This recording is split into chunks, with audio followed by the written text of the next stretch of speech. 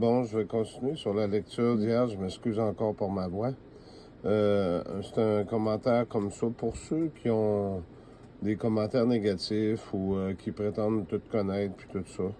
Je vous demanderai d'aller sur d'autres chaînes, s'il vous plaît. Ici, on est des gens sérieux. Donc, il y a les tribus que je vous disais d'Israël puis tout ça. Puis je voudrais vous porter une attention spéciale avec ce qui se passe présentement ici. De la tribu de Benjamin. 12 000 furent marqués. Qui est en Israël présentement?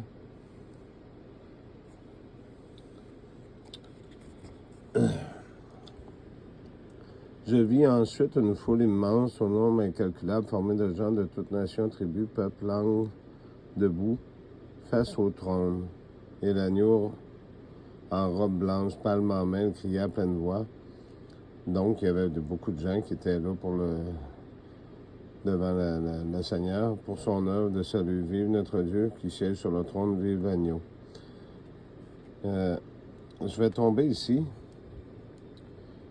Un des vieillards me dit, alors, tu vois, ceux-ci, tout de blanc habillés, sais-tu qui ils sont et d'où ils viennent?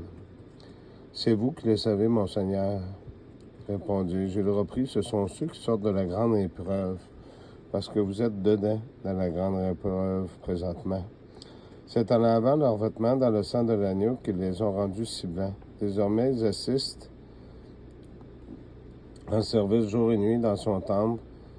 Celui qui siège sur le trône les garde sous son toit. Je ne mets plus pour eux ni faim, ni soif, ni soleil, ni vent brûlant. Car l'agneau qui est au milieu d'eux, sur son trône, sera leur pasteur et les mènera vers des sources d'eau vive. Plus de larmes, Dieu essuiera leurs yeux. Ça fait un lien avec Jean 14:3 puis 3:14, que j'avais déjà dit. La foi, c'est quelque chose qui ne se cultive. Oui, ça se cultive, mais je veux dire, si on est enfant de Dieu, on l'est pour toujours. On est un enfant de Dieu. Si on ne l'est pas, on ne l'est pas. Merci.